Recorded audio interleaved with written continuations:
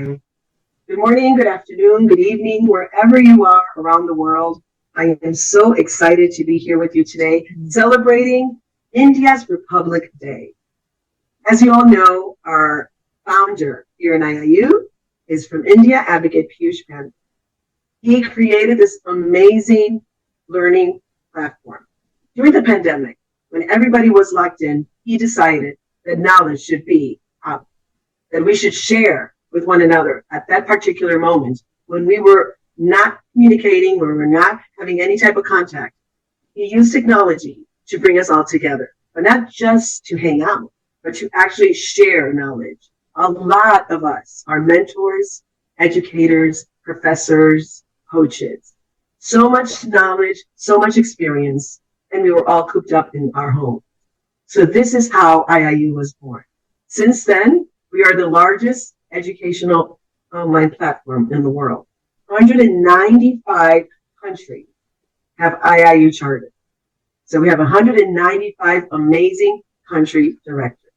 Today, we want to make sure that we celebrate this amazing, auspicious occasion, which is India's Republic Day.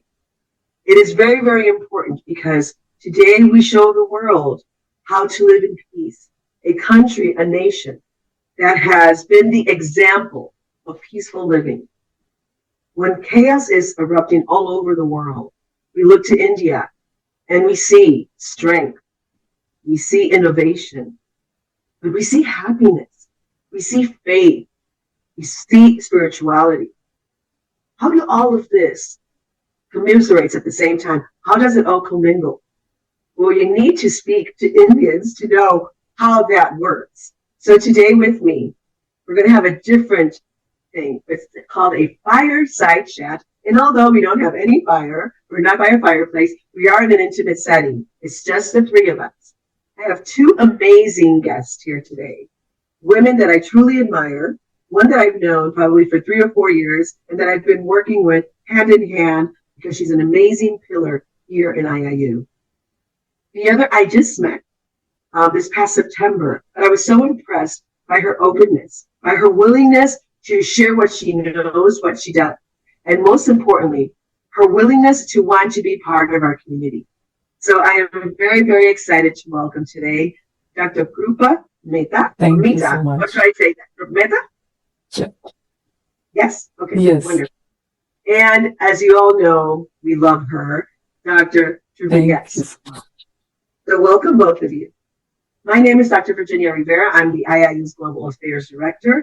I have been with IIU for the past 3 years, and I have to say that it's been one of the most satisfying experiences because I get to meet people, educators, coaches, professionals, but most importantly, generous people that want to share what they know. And I think that is amazing. And that's actually what's going to help our world continue to grow. So I would like to read a little bit about our guests, but let's talk about why we are doing this today. Why are we sitting here? What does it mean to be Indian abroad? I normally have interviews with Indians from India. And today I have Indians from India that live somewhere else. But how do they stay deeply connected to home? I don't know, sometimes when we move into a new place, the new country can be very overwhelming. And sometimes we may be able to get lost. But there's one thing that I've seen with Indians all over the world. No matter where they live, their traditions and their culture follows them. Their home smells like little India. You know, it's one of those amazing things. I've never been to a home with Indian citizen that I have not felt like I am in India. So today we want to explore, how does that feel? How do you keep up with that? There's a conversation about roots, about purpose, and representing India with pride wherever they go. These two amazing women, and to be proud of, because they've accomplished so much. But they are proud to carry their lineage, their heritage, their history with them. So today I want you to meet them, and let me get their bios here on the minute. And I think with Dr. Shavidya, I'm going to start with her because you know her. Dr. Shavidya is an educationist, governance advisor, quality assurance and compliance expert, strategic transformations, R&D consultant, life and business coach, author, columnist, global chair of GSFN, ESG advocate, and global ambassador to the UN, and one of our pillars here in International Internship University. Thank you, Dr. Virginia. Thank you so much for being here. Opportunity, and happy Republic Day to everyone who has joined us. Thank you for being here. Today, I would like to introduce somebody new to our cameras here, and that is Dr. Krupa Mehta, accomplished tenure-track professor and educator with a PhD in marketing management and 15 plus years of experience in higher education, curriculum development, and student mentorship across international academic institutions. Her expertise is in teaching general management, marketing, branding, entrepreneurship, and international business. So you are in the right place today. I am very, very thrilled to be with you both today. Welcome, Dr. Krupa. Thank you so much, Dr. Virginia. Such a wonderful introduction. And happy Republic Day to all of you. Thank you. Thank you. So this is not going to be very long today, but I really would invite everybody to sit and listen. These two women are just powerhouses, and we're very, very blessed to have them. And you are also one of the, big pillar for all of us. Thank you so much. And such an inspiration to all of us with your flashy smile, whatever goes in the background. Yeah. That's the real highlight, and that's the real key nuance which I would like to mention about Dr. Virginia. And coming to Mahila Udyarmi, taking it on your shoulders and shouldering it across the globe in all the countries, in all the other countries is really commendable. Keep up the good job, and you deserve much more than whatever it is. Really. Thanks to you, Dr. Virginia. Thanks for the wonderful opportunity. It's always a great honor and privilege to be here on the platform with you. Thank you.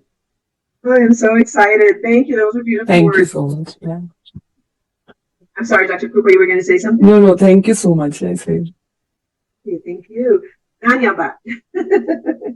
Okay, so what does I'm going to start now.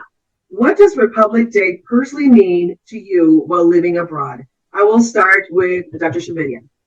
Yeah, it's like, what is the main, when we talk about Republic Day, it marks the defining milestone in India's national journey.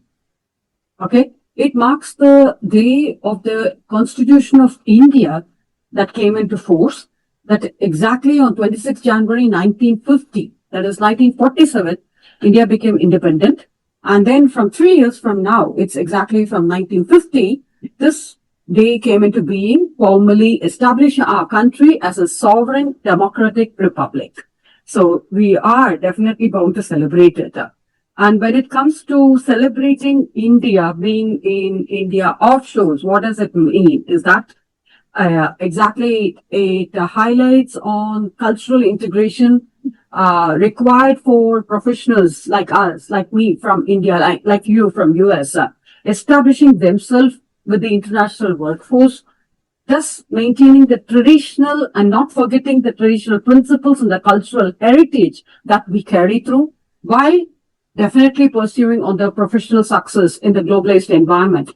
As I am in UAE, I would like to really mention some of the stats.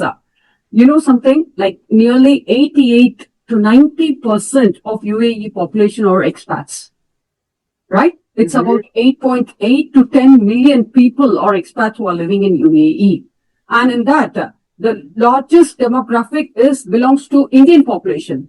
30 to 35%, even 35 to 38% of UAE are Indian expats. Can you believe that? So when we cherish our Indian values, being in India offshores on this foreign land, with our main focus on the symbolic bridge, that's very important, being rooted with our values and blood. It comes from our genes, being domestic, but not compromising on the upbringing and the demands of the foreign corporate landscape. This is this dual identity, being India offshores, but still compromising on whatever expected from the corporate front, provides an insight into our own personal evolution. That's what is very important of the modern expatriate. Ultimately, you know how it helps? It serves as a guide of balancing ancestral values with the practicalities of the diverse career abroad. So, will anybody compromise on not celebrating our own Indian culture in foreign land? No one will. So, carrying these Indian values while building a career overseas means blending traditional ethics with such a dedication and respect and to the hierarchy and the roots that we come from, with resilience being in our factor. Come what may, let me do it. Let me not forget my own country, with the patriotism involved in it, but with the global professional standards. So it involves fostering empathy, building strong interpersonal relationships with the local community. So they join with us. Imagine they join with us and celebrate it along with us. So that's what it is, and maintaining the integrity while adapting to the new cultural environments. So that's what I feel. In simple words, in our, if you allow me to take it from the Indian myth, it's called as Aham Brahmasmi.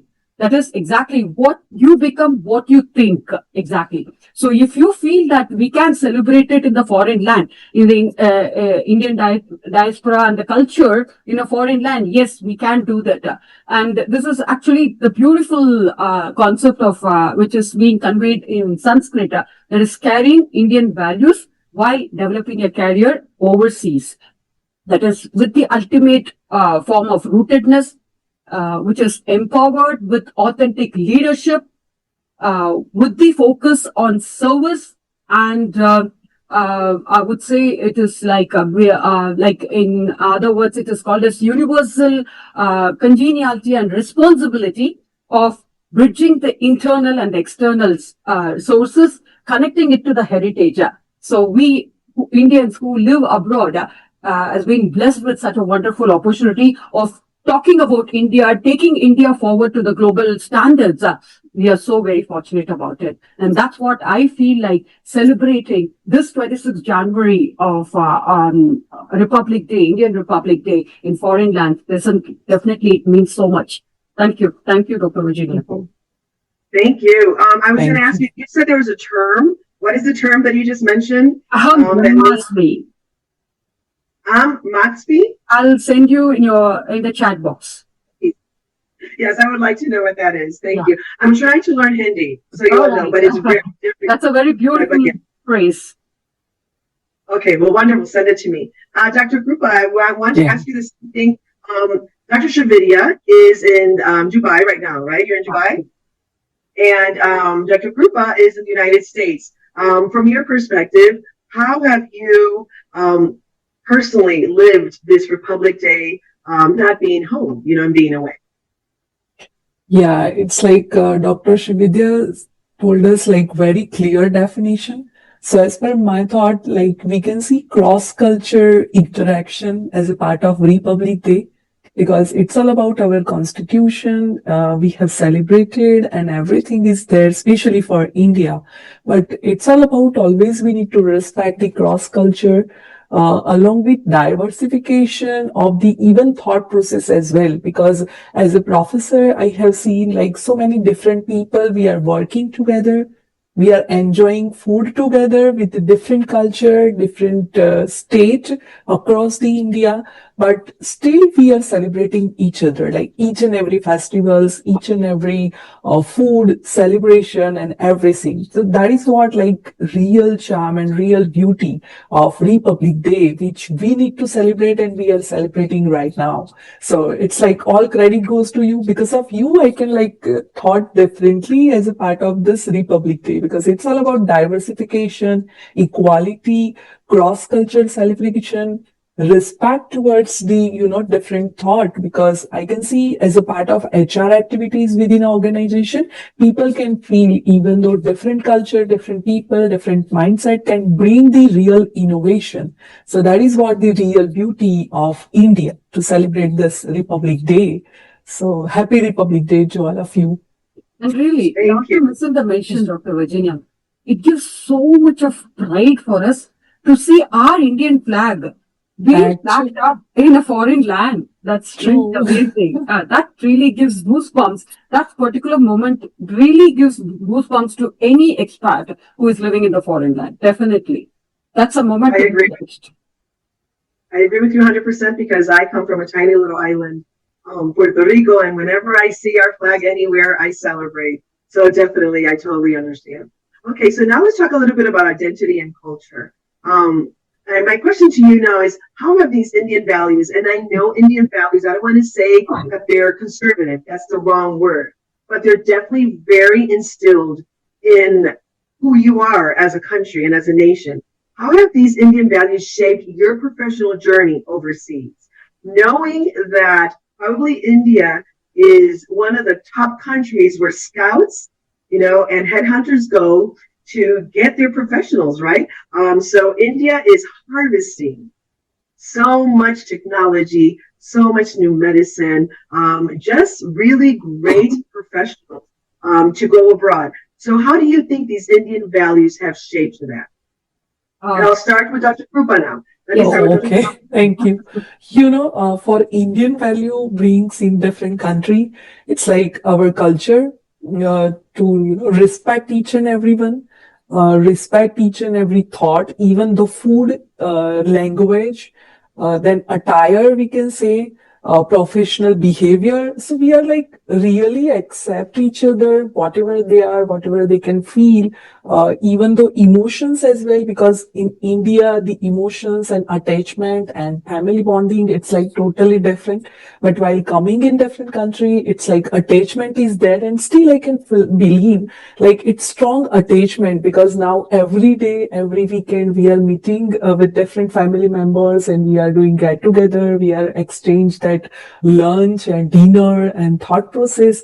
So that is what the real value we can bring in different countries across the globe, and that is the real beauty which we can share as a part of family value and cross-culture behavior. But still we are accepting the different people in our family, and we can exchange the thought or profession and everything. Or even though for prayer also, we are ready to accept that whatever they believe, and it's like one God, and we can believe for each and every aspect. So that is what the reality of this Republic Day. I really love it. And family values are one of the strongest that I've ever seen in any culture. How family, and although everybody knows that family is important, I have to say how family is celebrated and respected in India, how there's so much respect for the elders, right? And we see across the world there's an epidemic of making our elders feel like they're a burden instead of making them feel like they're a treasure. And when I'm in India, I feel that the oldest of our elderly, right, in our villages are so respected. And not only are they respected, but they're sought for their advice because of their experience. So these are beautiful things that you've just talked about today. Dr. Shavidya, how have these values shaped you as a professional abroad? That's very true. Again, one more Sanskrit note which I'd like to mention here. There's a beautiful saying which is Matra Devo Bhava, Pitru Devo Bhava, Acharya Devo Bhava, Atiti Devo Bhava. That is, Matra Devo means I salute my mother. The mother is not exactly where you have come from, where you have accepted, but it's a motherland basically. Pitru Devo Bhava. Pitru Devo Bhava means not exactly the father, but the nature which has really cherished the whole planet Earth actually. Acharya Devo Bhava, out of which who has really brought all these culture and traditions, or our good old gurus. That is what is the thing. And Atiti Devo Bhava. To live in this planet of Earth, we have invited people like plants, animals, and all these people to live in a new environment. That is Atiti Devo Bhava. But in a family situation, it is like mother, father, guru, and the relatives. But in a global perspective, as a Earth as a planet, it actually means that why am I relating to this? This Indian culture, you know how many years old, Virginia? Like I would like to 5,000 years old. And this has been imbibed and come across so many centuries and so many generations. How can we forget it even in one just short span of time, just because we are living in somewhere in some part of the world? It definitely we cannot do that. And definitely being living in UAE, I have always had this cultural pride of being an Indian, as Dr. Krupa rightfully mentioned, wearing a sari and going to an event. has so much of pride and prestige, Yeah. saying that I am an Indian, I've come in an attire, and this is where I am. And if you really want me to be there, accept me as I am, and as I am here as an Indian, and you accept me and you take it forward. So in that note, definitely the cultural values has a greater impact in building up the career overseas also, be with the concept of education or with the service or with the social responsibility, contributing to the social responsibility, and which serves as a vital components of bridging. It bridges the two countries. Believe me, it bridges the two countries. I'm in UAE, I'm an Indian. I am bringing a bridge between the India and UAE with one's own cultural heritage and the global professional success as well. And definitely my pride of being an Indian is that I'm being educated here in this beautiful land of values and heritage. And it has highlighted the core Indian value in me that we carry across with an opportunity of lifelong learning, which helps us to adapt with the new environment and the new requirements and the global environment with the world citizenship. And always with academic rigor, but with the service through empathetic leadership. I cannot go and imbibe anything. I cannot really do something which is offensive or which is going to hurt them, as in the land of UAE or where I'm representing today. To understanding with the empathetic leadership, bringing a balance between in a most poised manner, developing community ties with the openness to celebrate with us, with them, with their requirements, with the context of global social responsibility and global impact. It has really helped me a long way through. And I really have to, I feel that everyone has a responsibility. If I say that I'm educated and I'm giving back to the community, this is actually what is meant by giving back to the community. Even in a foreign land, with the education, with my education from the Indian soil, and I'm living in UAE, taking forward my culture to the another foreign land. Definitely, this is where I give it back to the community by building up the strong ties between the two countries. And I am being an ambassador of it. I totally enjoy this. Totally. Thank you so much. And you are ambassador. That takes me to the next question. Thank you so much, Dr. Shravidya. And please send me the Sanskrit that you just mentioned. I just want to say something. This is a little parenthesis, but I went to India in 2023 to receive an award, and I wasn't the only person invited. There were other people invited in my group, but I was the only one who was probably brave enough at the moment to go to India, and not only far away, but maybe exotically different, right? We are very different in many things, but there's one thing that makes us one, and it is how they received me with open arms. The moment my plane arrived in Delhi, I just felt joy in my heart, and I think it had to be because of this amazing energy. No matter where I went, I was always received with such love and pure love. Like I could tell that they were very, very happy to have me there. And that's something that I don't see everywhere that I travel. And I've traveled to many places. So definitely Indian tradition and culture has a certain energy that makes everybody feel welcome, right? So I just wanted to say that I agree with both of you. What you bring and when you're in a different country is just as important, and I do hope that you are as welcomed as we are when we visit your country, right? Okay, so I'm going to go to my next question. What strengths do Indian professionals bring to the global institutions or industries? Like I said before, it is known that Indian professionals are sought after. They are competed for. They scout colleges and universities very, very early on. And I say that it's in the Indian DNA that you have, incredible mental abilities, very high IQs, critical thinkers. But what are these the strengths, or what else do you think you bring when you join institutions abroad? What does an Indian professional bring that could definitely impact a team or a department? Dr. Shravidya, I'll start with you. See, it's like though you work in international standard, you stay rooted. That's the key aspect of Indian. Definitely. Hope Doctor also will accept with me. Yeah, Dr. Kripa will accept with me, I think. Yes. So the thing is that having been raised up with such an environment, be it a family environment or even while studying or working with people, as you rightly said, the host stage, India being the host, being raised, if you see this is quite normal. Any Indian seeing an elder, immediately they will just bow down and touch their feet. That has been the Indian culture. You know what it really means, what it really imbibes?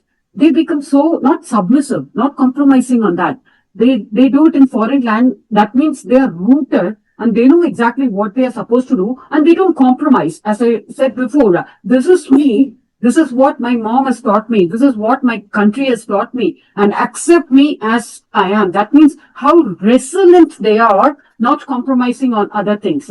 Say, for example, like there are different communities in India. Some are vegetarians. Even when they go to a crowd of international crowd or conference, they don't compromise on eating. Even in the eating habits, they don't compromise. That point of resilient, being very resilient and to the point, exactly, and delivering the goods up to the level. They are very hardworking and they are quite knowledgeable. And there is always a system. Indian education system is that there is openness to learn. Whatever new thing which you give them, they will immediately come up with that. And they challenge those challenges. They really combat those challenges and they really win over those challenges. They see that it is being delivered. That is, be it any important person in the community that you take, be it Mr. Sundar Pichai, the very, or our great Prime Minister, wherever they are. Our great Prime Minister is one of the main example whom I would like to mention on the stage, if you allow me to. Wherever he goes, he really say that namaste, and he expects other people to welcome him with namaste. So that is the real power of being an Indian, and bridging those core values with the demands of the international professional environment. That's the bridge that they construct, and with the values being added as a competitive advantage, with the adaptability and developing strong community ties, everything that you can take. And exactly the last but not the least I would like to mention is the integration. They integrate it so nicely in the professional atmosphere such that the other person does not get offended. In the sense, like whatever thing, when you are in a workforce, you don't expect everybody to accept whatever thing. It's quite norm. It's a basic norm. But they really don't compromise on exactly what they have to convey. They will convey it in a very nice way such that the other person will start thinking about it. And that's the real upbringing and the culture. And really allow me to mention over here, it's that there is a saying in English, please tell me your friend, I'll tell you. But I would say for the Indians, tell me your mother, I will tell you. So the mom has really raised the children that way, and they say that I'm not just growing, I'm being raised in that all those cultural values that is so imbibed with me in my blood and in my roots. That's what they carry it forward, with a strong resilience being a factor, and always working in collaboration with people, with empathy, with due respect, with due love for everyone, such that, as you rightly mentioned, with the art of hugging and working with people, this really carried Indians far and true. Thank you, Dr. Shividya. I'm going to add a little bit after Dr. Krupa answers. Dr. Krupa, I would love to see your perspective in a different part of the world, and I would like to see how you think that Indian strengths really impact a corporate environment, department, or the industry. I would say, first and most very much valuable, it's like adaptation, because culture wise or language wise, we are like really flexible. So second thing I would say, like flexibility, because towards like adaptation, cross culture and mindset, and third one, which is like really, I can also feel that without emotions, you have to working with people, because as a part of India, we used to like believe always, emotional touch and something, it's like creating emotions and all other stuff. But like out of country, you have to work without emotions because they are practical. So we need to adopt that practicality. Then email conversation in India, I used to work like email, after sending the email, need to call or message. I sent you email. Here, there is no need because always you need to communicate through email or online meeting. Which is like very important and valuable is patience, because you are understanding and you are from different culture, but here you are working with so many different people. So you have to adopt the patience. Nowadays I'm like increasing my patience. Earlier I was like, what I need to do? But now I'm increasing that patience. So that is like very, very much valuable word, or even though execution as well. And then which is understanding the different mindset, different behavior. That is also main thing while working with the cross culture and different people and different country. So if you are like smiling, if you are doing something, the pinpoint, that is also they are creating some value or some impact. So even though I just believe verbal and non-verbal communication is also creating impact. So while part of MBA program, we used to teach like non-verbal communication is also creating value. But after coming the different country and visiting different country, I feel so that is also creating value. Even though your smile, your expression is also creating value. So that is what the understanding people need to do while like approaching different country for work or for student visa or whatever. So that is what like my understanding, and thank you so much to you to share that wonderful thought. I love it. No, I think that we're learning so much today. And I think we're learning a lot what we call the secret of the Indians because they're so successful. So we're giving people a little bit of an insight about seeking excellence, about being open and respecting others, about flexibility, adaptation, practicality. The truth is that all these things, we know them.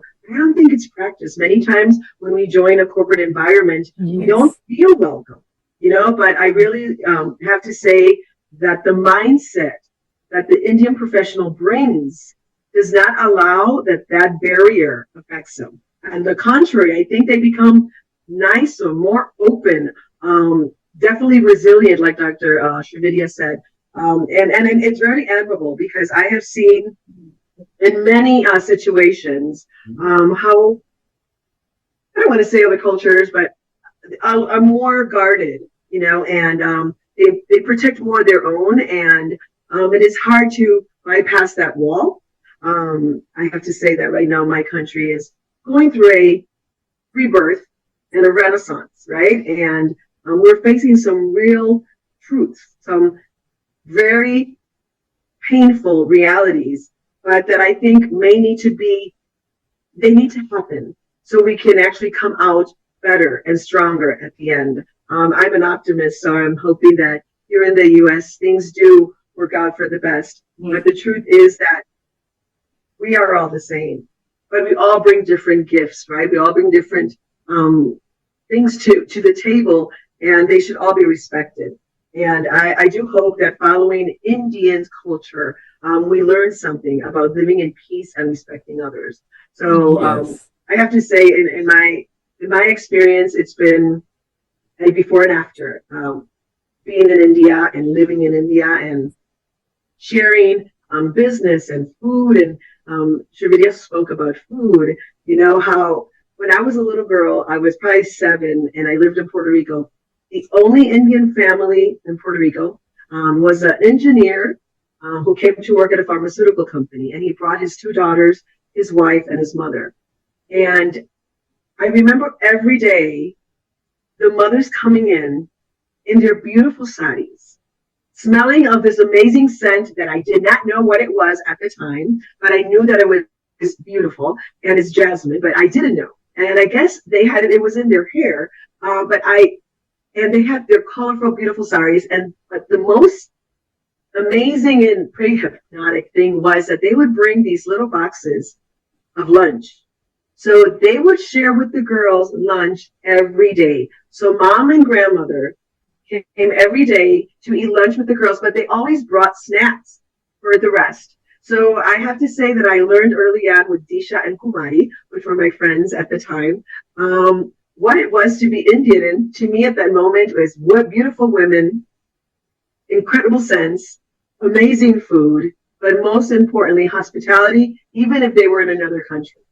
I learned this very early on. So India to me was always a place that I wanted to visit because I was like, because everybody is like Disha, and then Kumari's mom and grandma, then I need to be there. That's a beautiful place to be. Plus, when you can wear sparkle during the day, I'm there.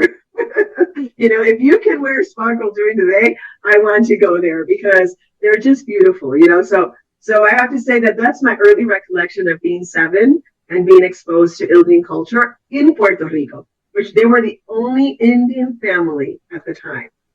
So I was privileged enough to be able to call them friends. But yeah, it was something that I remember. And I think this is what Indians bring. And this is why I was so excited to speak to you about this topic, because I had them in mind and they were little girls. I didn't really get to know their dad very well as a professional, but I do know that he would come to every event, but only events. Mom and grandma came every day, and we expected gifts and we expected candy and we expected treats and we expected samosas. So as little kids being 7, as soon as we saw these beautiful women come in, we were like, okay, so what are we going to eat today? So I think that a lot of that is what you bring. It's making us feel comfortable in our own country. Yes. With you, and I think that's a beautiful thing. And if we could put that in a jar and sell it, we would be millionaires, because that would really help people be successful wherever they're at. And this is why definitely I believe that you are successful wherever you're at. Let's talk a little bit about optimism and patriotism. How do you express patriotism while working in another country? How do you express how you feel about your own by being respectful of wherever you're living while you're there? Like, how do you live that patriotic sense? I'll start with you, Dr. Krupa. Yeah. This is a really beautiful question. So I would say it's required lots of patience, because like while working with cross culture or different country, you cannot, raise your voice. You cannot do such argument as you are doing in India, or even though especially in Gujarat. But yeah, it's required lots of patience while working with different people. Or even though if aggression is there, you have to be cool, calm, and composed. So you have to, I strongly believe credit goes to our spirituality and different perspective of mythology. It's really helped me personally a lot, because as a part of spirituality, we can do lots of meditation. We can chant the mantra, different mantra, as ma'am is very expert in Sanskrit. So we can chant different mantras in back of our mind. So it helps us to maintain our, cool, calm, and kind of behavior, so that we can manage each and situation, because it's like 1 minute or 1 second we can lose our temper, and then like things could be and situation could be different. So this is like 2 main thing which I personally believe, like you can adopt the lots of patience while working with different country. Along with that, your communication, because I can see in India people are communicate in a different language, or even though different mindset, and they are like understandable. But in different country, you have to be clear whether it is yes or no, not in terms of the middle way like in India. So that is what the main thing, which is like communication is creating the power to create your own value. So your words are matter. If you are saying yes, that means you have to do that. That is what the thing which you can understand. So 3 main thing which I need to highlight as a part of the answer of the question, like your communication, your patience, and your any spiritual connection will help you a lot. And you can do wonders in different countries. So thank you so much. Thank you. And before I comment, I want to ask Dr. Shavidia, how do you live your patriotic self in Dubai? Allow me to just mention one simple thing here. If you really want to do something, start from exactly where you are. Yes. Whatever status that you are in, start from there, and you are always in the process. This is a very simple understanding that I would like to emphasize over here. In the sense, like, what do I really mean is, I'm in UAE, I'm an Indian, so start from there and you will be there in the process. So that's the key thing that everybody should. And in this main thing, carrying the Indian values while being in India shows building a career, working with people. It's like bridging the heritage with international career demands. So as we navigate in this plot, as I'm just saying, you start from here and you start working. Use your values as a strategic foundation. I've done it myself. That's why I'm saying it with a lot of grit and determination. Use your values as a strategic foundation. Instead of seeing your cultural background, Virginia, I'm sorry to Dr. Virginia, allow me to mention it over here. I'm happy to mention. I started my career in the year actual professional career in the year 1995. I was born and brought up in Chennai and I was confined to one simple home environment. My English was totally different. It was a typical regional English accent which I had at the time. When I started working in a school in Delhi, very famous school, my first thing I was criticized rather, was my accent. And they allowed me to do a Scandinavian English course, their own interest, and they wanted me to come up. So I started from there. That's what I really mean. Wherever you are, use your own values as a strategic. I used to go to school when everybody is coming in different attire. I used to go to school in only, my own sari with the plaited hair. I was like that. And so that really helped me to really, I treated my Indian value and the culture as a source of strength for me to combat those challenges. And as I really mentioned, from where to where I have transformed, I have evolved, used your own education and the lifelong learning as your tool. It's not only the degree, but it's the real commitment to evolve yourself. And this trait is very essential for staying competitive in a rapidly evolving global dynamics. And the very important aspect in the character that we need to develop is the resilience. Come what may, combat those challenges, challenge those challenges such that they don't exist anymore. So with the act of resilience and adaptability, with the leveraging to the inheritance and the resilience factor that is often found quite, you can find it in all the Indian cultural values, navigate these challenges of working into your own, creating your own environments. There you become a boss. Slow and by you move the coins such that you go there and then you become a leader and they are able to follow you. So this kind of practicing bridging between the authentic leadership will help you to evolve an authentic branding of yourself. As I'm today as a global ambassador, as this is what is the thing which I'm trying to relate with the generic global corporate culture. Maintaining a cultural pride is very important. With the authenticity, create your own niche of unique leadership and the brand that is often respected. So you demand respect, you earn your own respect, and you're not asking them to do it. So this is what is called as the act of cultural intelligence. So as you develop this as the cultural, with a high cultural empathy, respecting the other cultures, respecting the global environment, this allows to integrate the new cultures into the being such that you become the global ambassador of the multicultural teams whom we are working with the sense of integrating service and social responsibility. Being a cultural ambassador, this I would like to really mention. Start from where you are, and then in the process of navigation, you will be able to do it. Allow me to conclude with one more small saying. Celebrate. Wherever you are, celebrate that moment. That is the key thing. Celebrate every single moment of your life so as to evolve as self. Because what change you want to see in the society, you need to be the change. You say that I am the change. I visioned it. I visualized it. I have practiced it. I am here today. So why not you do it? So you need to exemplify that and be the change that you wish to see. Celebrate every single moment of your life so as to evolve as self, community, and the terrain, and you will be able to take it forward. On that note, the main important thing is that what we take from the Indian culture is that where there is righteousness in the heart, there is beauty in the character. When there is beauty in the character, there is harmony in the home. When there is harmony in the home, there is order in the nation. When there is order in the nation, there is peace in the world, such that this allows us to achieve peace, which is the most important thing, and thus making our world a better place to live in. This is what I would like to convey on this platform.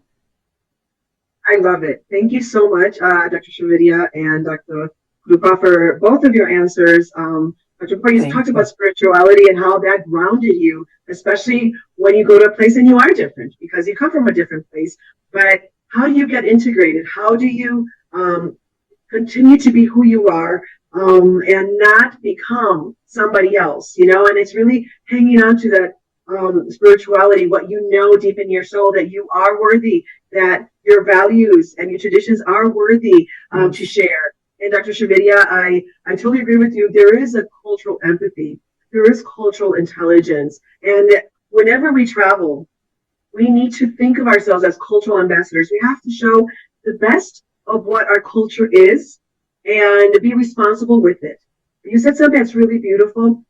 Blossom where you're at. And I use that a lot, right? Wherever you're at, people might not understand you. People may not like you at the very beginning because you're being true to yourself but always seeking excellence, always being adaptable, always being practical. But there's going to come a point that you may clash. You may clash because we're all from different countries. And I have to say, not all countries have acceptance as a value, right? Some have power as a value. Some have superiority as a value. Some have a pride as a value. But I have seen, since I've been in India, that acceptance and freedom is your value. Peace is your value. And this is why you are so successful everywhere you go. Because this is what you bring. And when you bring those elements, when you bring that, nothing can harm you. You start from that. And you have patience, like Dr. Krupa said. You practice that patience because sooner or later, they will understand. Yes. And I think that this that we're talking about needs to be shared all over the world in education. If we are creating our professionals of the future, especially as a patron of James International School, I am 100% invested in that particular school with children ages 2 to 19. When I think of what we're doing in James, we're committing to really shaping these incredible young minds into the futures, the leaders of the future. But most importantly, we want them to be critical thinkers, but also empathetic human beings, accepting human beings, and most importantly, to live and accept who they are fully. Because so many times I think people suffer so much because they're trying to be somebody else. And that is very, very difficult. And I don't see that in India. I don't see people trying to embrace another culture. They're so proud. Even little ones, 2 years old. I need to tell you, when I see them in the assembly line, my heart melts because they know every prayer. They know every song. They know every salute. And I'm talking about people this big, and it is just so beautiful to see how that was brought to them by their parents, and they bring it to school. And in school, they hone those skills of being part of something bigger. So thank you both for saying that, because that is really important. It brings me to my other question. What are your hopes for the future of India? And I'm going to speak to you now as a person. What are your hopes for the future of this nation of 1.5 billion people? I say it's the leader in the next great big wave in the world. There's a new world order. Many people do not want to accept, but it is the truth. And I have such hope because you have youth, and that is the most important thing. And youth is not about age, it's about mentality. It's about really always innovating, looking for something better, always wanting to work and and really bring everybody with you. And that is a beautiful thing. And when we speak about age, knowing that the average age is around 27 years old compared to our countries, which are 39, 45, 50-year-old, there is a lot of energy happening in India right now. So what is your hope for India in the future? I will start with you, Dr. Krupa. Oh, okay. So, I have highlighted 5 points as a part of this answer. One is innovation and technological innovation, as lots of startup we can say and we can believe nearby future. Second thing is education development, because it's like if you want to succeed in anywhere, so education is part of it. Then focus on self and self growth, because nowadays I'm like we can also observe like people and even the Gen Z and other students are focusing on self growth and like peace. They are not focusing on from the different people and life and other stuff. So that is also main thing like which we can build the nation. Then family value which we can bring together. Then mythology and little bit understanding of our culture and spirituality. That is also main thing, because as a visiting temple or praying other stuff, like it's big thing for India. So that is also like I can see young people are very attracted towards it because they also need peace apart from anything. So that is like main key 5 point which we can believe nearby future and it's required. So thank you so much for such a, wonderful question, or even though we can like think of the different answers. Thank you so much. Thank you, Dr. Krupa. Dr. Srividya, I'll go with you and then I'll give you my comments. And thank you, Dr. Krupa. That was a beautiful answer. Really, I really Thank you. Thank you so much. Thank you. Though I had a different perspective, I liked yours. I really liked it, actually. The way you put Thank it you. was really good. But I like diversity, so you're good. Go ahead. So, really, that's a very good thing. Allow me to take a quote from here, again from Upanishad, Dr. Virginia. Asatoma sadgamaya, tamasoma jyotirgamaya, mrityoma amritam gamaya, om shanti shanti shanti. I'll just add it in your chat box. Asatoma sadgamaya, that means lead me from unreal to the truth. Don't be in a state of exactly your own perspective or whatever thing. Come down to the reality, understand what is real, and then you really make your own vision, mission, your goals and everything. So lead me from unreal to the real. This is what the youth has to say to themselves exactly. And Tamasoma Jyotirgamaya. Jyotir means light, okay? So lead me from darkness to light. That means lead me from darkness means the unknown, what I don't know, my ignorance, to the knowledge, exactly. That is Tamasoma Jyotirgamaya. Bring me the light of knowledge in me such that I'm able to learn, I'm able to adapt myself to the learning and take it forward. Mrityoma Amritam Gamaya. That is not exactly the actual Sanskrit meaning, is saying from death to immortality, but that's not the thing. Liberating ourselves from all fears, doubts and apprehensions. So when you are in the process of leading you from untruth, from unreal to the real, from the ignorance to the knowledge, there will be always fears, there will be always apprehensions, there will be always failures, there will be misfaith and so many things, misconceptions will come. But don't give up. Liberate yourself. Look into yourself. Adapt to the knowledge which is there imbibing in you and liberate yourself from all the fears with the openness to learn, change. Be the change that you wish to see in the society, such that when you evolve, when you give yourself into this process, there is peace in yourself. The peace is attained within you, and you will be able to take forward this peace to your community and to the nation. So this is very key thing. This is what is the process of evolution is all about. Total evolution is all about. And when you do this, this is what the whole concept and the science of cultural intelligence is all about. So actively learn to understand this process of cultural norms, which influence you as a person, taking it forward as an ambassador for all the business expectations and the communication styles. Change it, as I said, exactly, change is the only thing which is permanent in the world. So change, let the change happen within you.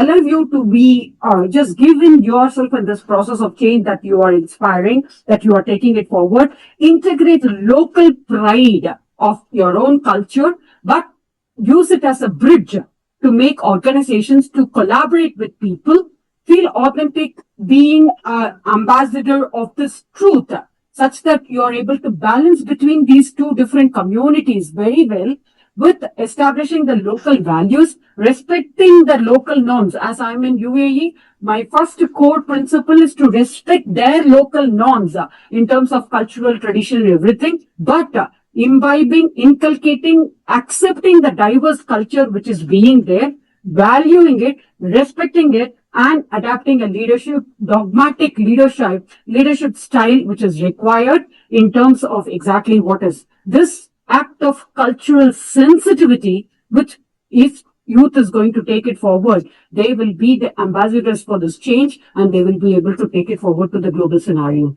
Definitely, this will help them a great deal. As I mentioned before, the whole process lies in one single statement. It's a testament. Celebrate every single moment of your life so as to evolve a self, community, and terrain. So this change will happen gradually without you knowing it. That's the process of evolution is all about. And when you do this, you will be very successful. Yes.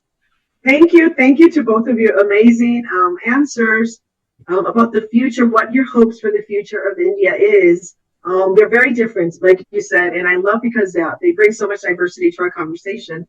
You brought cultural intelligence again, and I think that I want to have an entire session on cultural empathy and intelligence. So we'll be signing up for that very soon. Sure. And Dr. Grupa, you said you had your 5 points, and number one, you said innovation, and I think that we need to continue to think about innovation, right? Anywhere, wherever we live, we can't stay stagnant.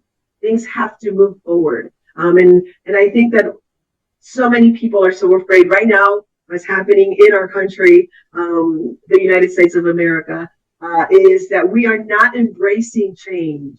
You know, things do change, and we have to open up. And you know, we have 2 people that want things the way they used to be, and then there's these that want the world, you know, things to happen and be accepting and be empathetic. And this is a clash that we're seeing, and I do hope, and I'm optimistic that we will, as a country, the free and the brave, find peace, right? But learning from you and the amazing country that you both come from, you said something about learning about the mythology of your spirituality. And I think that so many people flock to India to receive that spirituality. And I think that you can actually get that anywhere you are. I don't think you need to go to India. But many times we have to separate ourselves from where we're at, where there's turmoil and where there's so much anger. And we need to go to a place that we know there's peace. And I told you before when I started, the moment I got off my plane, I didn't know anybody except the host that was inviting us to receive the award. The moment I stepped out of that plane, I felt joy. It wasn't all positive or happy. No. There was a different type of emotion in me, and I had never felt it before. I know what it is to feel dark, and I visited one country that has a terrible chapter in their history, and when I visited that country, I felt heavy. Like I literally could feel the pain of all those people. But when I was in India, I said, I think I'm going to love it here. It was a different type of feeling, and I felt light and joyful, and very blessed to be where I was at the moment. And I did not know anything. So I think that it has a lot to do with everybody really believing in something higher and bigger, and that we're all part of this, right? So definitely we need to all go to India to be immersed in this energy because it is beautiful. So thank you both for bringing such important topics. Now I want you to get really personal, and we're almost at the end of our fireside chat. What would you tell a young person or a professional that is looking to work globally and is from India? Like, how do you think they should prepare? What advice would you give them? If there was one nugget, one thing that you're like, this is the golden nugget. This is what you have to do, because everybody I feel, thinks that the grass is greener on the other side. And many times, based on what we want in life, maybe things are a little easier, more acceptable, or more money, more opportunities, you know. But if there's young people and professionals that wanted to go and work out abroad, what would you, what advice would you give them from a personal standpoint? I will start with you, Dr. Rivera. Very simple. One statement, because I think I've spoken too long. Be in Rome. When you are in Rome, do as Romans do. That's the key thing. So wherever country, whichever country that you're going, do your exercise homework very well. Understand the culture, understand the climate, understand their expectations, understand the local restrictions, adapt yourself, equip yourself such that you are able to, in terms of logistics, in terms of communication, in terms of dress attire, whatever thing that is, exactly change. I always believe in that. Change is the only thing which is permanent. Be the change that you wish to see. So first bring the change in you and then you go there so that you are well prepared. Mind is one thing. Don't go with any kind of apprehension. Liberate yourself with any kind of apprehension. This is going to be that. This is going to be that. The fear is going to be. We can't start anything with any kind of apprehension in mind. So the mindset really becomes a block for you. Tear off those blocks. Take off those things. Be very focused, very resilient, empathetic, and then you will be able to do it or take it forward. This is the key thing that you should do. So you should do it yourself to make things happen. And if at all anything good happens, always remember that will happen only because of you only. You are the person who is going to bring the change. So you cannot have dilemma on that. Thank you. Thank you so much. Dr. Krupa? Yes, thank you Your so thoughts much. on that? So key 6 point which young professionals or even the student can highlight and can focus. One is like at least you can focus on one skill. Second is only one subject, whatever you are doing, graduation or master degree, whatever, but at least you can develop expertise, one skill set and one subject. And you can do research and development on that particular subject, on that particular skill set. So as I can see, like people are focusing on multiple things, but that is not at all required while you want to work in abroad. Then 4 is like very much creating valuable. It's like developing networking and connection while you are helping different people. So you have to help people, you have to develop empathy, and then you can focus on positively social media impact, because you cannot just scroll the reel and other stuff. That is not at all required. But yeah, positively present on social media as per your skill set, as per your own subject, as per your expertise. You can write blog, research paper and all of this stuff, because that is required while you want to work in abroad or study as well. So that is like 6 point which people can focus. Thank you Thank both. you. And like I said, this is from your heart and what has worked for you. Dr. Shavidi, you said, what have Rome do as Romans do? And I do believe that, you know, you need to, obviously you don't know the culture, but you should probably research it before. So you know the do's and don'ts, the things that you should not do in order, you know, that you will insult your host country. But little by little you'll be learning, but learn from them and see what they're doing. But never be ashamed of who you are. Yes. Never be ashamed of what you bring from, and because what, like you said, whatever success you have or whatever failures you have, they're just yours. You know, there's nobody else. So, but definitely adaptation. Don't forget who you are. And I say this because I'm from Puerto Rico, and when there was a time in the Great Depression when there was a massive exodus of Puerto Ricans to the United States. And in order for them to assimilate, they did not teach Spanish to their children. They forgot about who they really were because they felt that that was the only way that they would not be discriminated against. And there's so many Latina women today, and men, that feel very proud to be Latinos, but they don't speak our language because their parents wanted to hide who they were. A lot of them even changed their last names. And I don't think that is a bad thing. Our last names are not that difficult. I can understand a difficult name to pronounce, that you may want to try an easier name, but our last names are not that difficult. But still, people change their names to be more American. So I remember that pain, and I recognize that pain in so many people. I said, my parents never taught me. We never celebrated that. Three Kings, we never celebrated that at home because we're in the U.S., so Santa was it.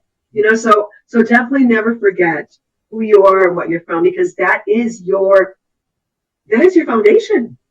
No matter what happens, that is your foundation. And Dr. Krupa, I agree with you in your 6 points. I think that the most important and the key, we go back to just being peaceful and showing the best of who you are wherever you join in. You've done beautifully. And Thank you. I invited you to come to Global, and I know you're busy, both of you actually. You would be you great. are also. Yeah, but I know that next year I will definitely see both of you with us. Yeah. So, and I'm gonna end with this. What does it mean to you to be Indian at heart, global in action? I will start with you, Dr. Krupa. Oh, I would say one line, it's like communication is the power to create value. So you have to communicate with the people with so kindness, because kind is there with like entire world. So be humble. Actually be human. No need to carry any ego or anything. Just be human and be humble and be kind and polite with each and everyone. Then things will be yours. So that's what the thing which we need to highlight on this Republic Day. Thank you. Thank you. Dr. Shravidya. Yes, don't compromise on the values. Always wish them saying namaste, because with closed hands, when you say namaste, Yes. that is the pride of being an Indian. And always say, don't leave the place without saying thank you. That is dhanyavad. Yeah. That is very important. So on that note, please allow me to thank IIU for giving this great opportunity, and you, really, Dr. Virginia, thinking about this beautiful topic for this global summit of 2026, and thinking about us sharing this platform with you. Definitely in gratitude. Always be in gratitude. That's the highest highlight of being an Indian. That's the core value that India has ever cherished so far. And always please remember that, and you really will be able to take away. You'll be on the walk of red carpet anywhere as you go. That's what whole world will welcome you all to that. Dhanyavad to both. Thank you, Dr. Shravidya. Thank you, Dr. Krupa, for such a Thank thoughtful you. and inspiring conversation. I think today we explored what Republic Day means when you live abroad, how Indian values travel from India to other places, how you bring that with you in your suitcase, in your heart, how culture becomes strength. And I think we saw that with you today. Culture becomes strength. I want everybody who's listening to think about wherever you are, never feel ashamed of where you come from. That is your biggest strength, and how excellence itself can be an expression of patriotism. And I think that is one of the things that makes Indians stand out more than anything, is that they're always looking and striving for excellence. We were reminded that being Indian is not limited to geography. It is carried in integrity, service, resilience, adaptability, patience, and the way we uplift others whenever we go, anywhere that we go. Your reflections on staying rooted while rising globally, because you're both extremely successful in what you do, and on guiding young Indians to think boldly, but also think with the heart while remaining grounded, captures the spirit of this day beautifully. I think that we could not have had a better celebration for Republic Day. And as we close, I want us to take this powerful idea. I am not Indian, but I'm Indian at heart. And global in action is to honor India's constitution, not only in celebration, but in the way you live, the way we live, the way you lead, the way we lead, and contribute to the world. On this Republic Day, may we continue to build bridges across borders. Now more than ever, we need to understand that borders are not serving their purpose. They're actually hurting us. Borders should serve purpose, but it's not happening at the moment. So serve with purpose and represent India wherever you're at, with pride in every corner of the globe. I know that when I have a little piece of India now with me, I am obviously Puerto Rican, but I feel like I'm Indian at heart because I have been treated so beautifully and I have been able to grow with so many opportunities. I wanted to share with all now about Global Festival. Global Festival is the ultimate global leadership program.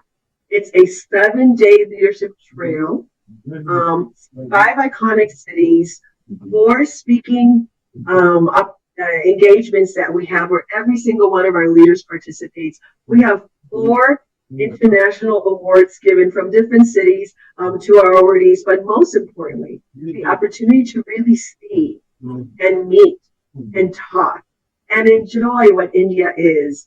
I am telling you today, and mark it on your calendar, Virginia said, India is the next leader of the greatest wave in the world right now. And if you don't believe me, just look at their stats. Look at statistics. Let's start being smart about our investments. Let's start being smart about our movements. Let's start being smart of where we position ourselves and how we position ourselves. And think of India as one of those huge change makers because the country itself is bringing peace to the world. And I'm not saying they're soft. They have an incredible prime minister, politician. I'm not getting into politics, but I have to say that the majority of that country is happy with what they're seeing. I can't say that for where I come from. So I think we're all looking for that, right? We're looking for leaders that step up. So Global Festival is that global leadership program that will make you into the leader that you want to become, but most importantly, the one that the world needs today. Thank you to our audience for joining us today. And thank you once again for spending your Republic Day with us for a little while. Thank you, Dr. Shavidya, Dr. Krupa, for sharing your wisdom. Thank you so much. For sharing your voice with our global community. Jai Hind. Jai Hind. Jai Hind. And I don't ever have this up, but Vande Mataram. Vande Mataram. Yeah, that's right. And Shukriya. Shukriya means thank you. Shukriya. Dhanyawad means thank you. Thank you all. Thank you for being here. Thank you so much. Thank you, Dr. Srividya, Dr. Virginia, for such a wonderful platform. And I just want to say thank you to Advocate Piyush Pandit for keeping this alive, for believing in this project, and now has become the largest e-learning platform in the world and giving us the opportunity to reach so many people with technology and just our little fingertips. So thank you. Wherever you are around the world, if you have a device and you have Wi-Fi. Yes. Thank you all. Bye-bye. Thank you. Thank you so much. Bye. Bye.